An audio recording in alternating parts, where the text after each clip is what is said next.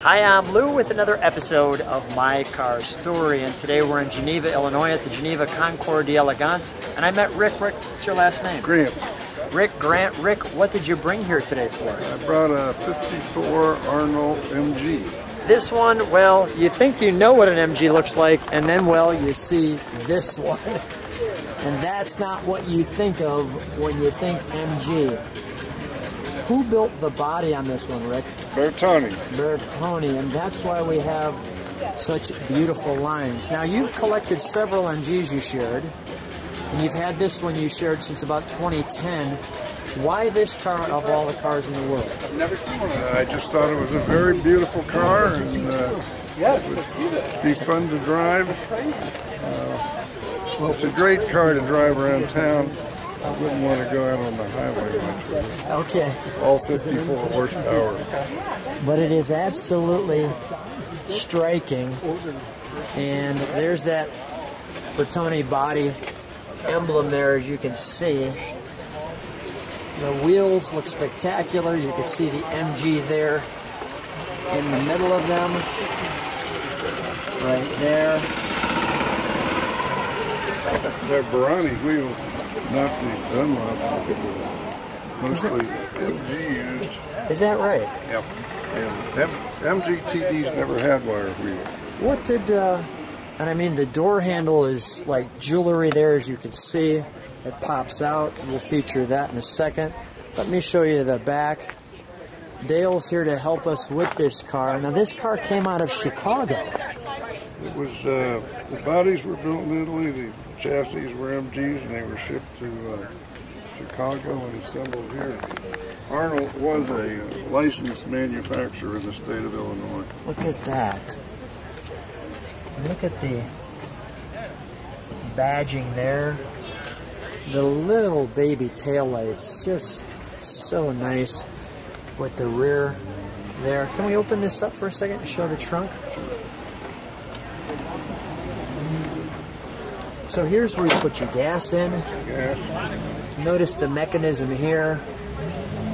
There's where your drop top comes back. You can actually see some daylight in there. Wonderful carpeting. Just this simple little piece there. Absolutely beautiful. We'll close that.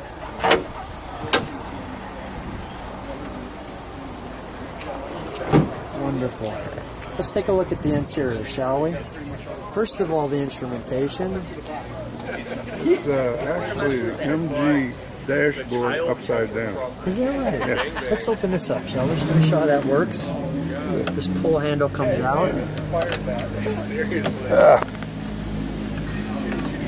working right now. There we go. Push in there. There we go. Go ahead. There we go. This is like a joke, right? How many guys does it take to open an MG? It takes 3 of us. That is great. So it's upside down. That's the GD dashboard, the tack and the speedometer. Let me show and it's obviously a 2-seater, so it's a roadster. We have the right amount of pedals. Look how small they are. Look at the gas pedal. And then you have your shifter ball here, along with your banjo wheel. That was MG, that came with the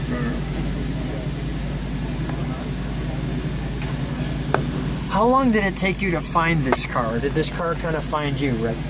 It kind of found me. I was at an auction, it came up for sale. Is that right?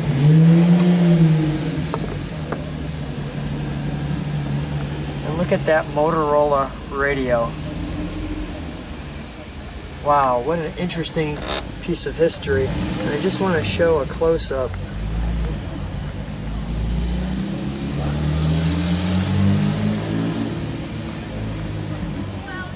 On that. And again, if you look closely, really it looks cool. Of course, you have to have the ashtray if it's a car like that. You've got that main beam light right down there that pops on. What is this? Is this your starter button? That's the horn. Horn, okay. Got it. And your starter here. Yeah, I didn't think of that. There's no horn. Yes, you pull it out. Okay. So what do we have here? This is your turn signals, choke, lights. Got it. Let's take a look under the hood, shall we, before we fire it? Hood opens on the inside.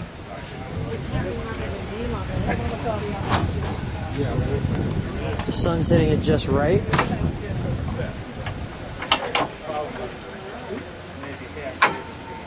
Oh, that's glorious. It's like a brand new 54, right? Almost, and the aftermarket stuff on there, the valve covers and the Rolex carburetors were put on by Arnolt as a manufacturer. So this is all the way it's supposed to be. Yeah. You see the pictures of a lot of these, and they all have that valve cover, or a lot of them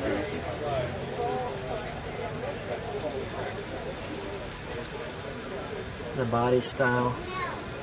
And there's the extra spark plugs over there, lined up. Arnold put everything he could on them because they weren't selling so well. Is that right? So he kind of upped his game a little bit. He had a lot of aftermarket stuff that he put on as a manufacturer. Now, when you take this one out around town, what's the reaction? A lot of, what is that? Do you ever get tired telling people? No, it's always fun. It's always fun. That's what these cars are about. Let's fire it up, shall we? We'll step on the brakes when I'm back there, and we'll...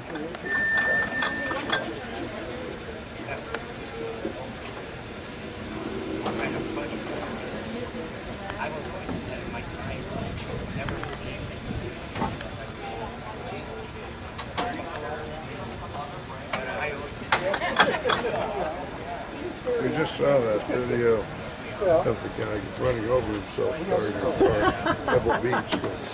Well, we're being very careful. Well, that's, you know, Rick, actually, that's why I stand on the side of a stick shift car every time I video, just in case. You can't even hear that thing. No, it's a pretty good little motor. Wow. 54 horsepower. 54 horsepower. That's smooth. Let me listen to this from the back. Dale, can you step on the brakes for a second? Oh, look at those baby taillights. Now this is an idle. Listen to that. Wow, is that smooth? Go ahead, give it a rev. That was great.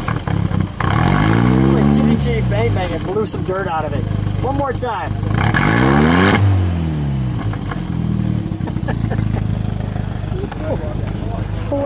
What a fun little toy, right? Yeah, it's a great little car for town, as I say. I don't particularly want to take it out on the highway. Yeah, not on the highway, but around town. Yeah, it's a great little car. Yeah, and I just want to show those tires again that are correct for this car. Come on out. We'll just let the sun hit those tires. There we go. The Engelbert by Michelin's. Well, Rick, what a fun time. What a great car. Thanks so much for being on my car story. I'm interested to see the reaction we get from this car. Okay, well, I am too. Thank you very much. My pleasure.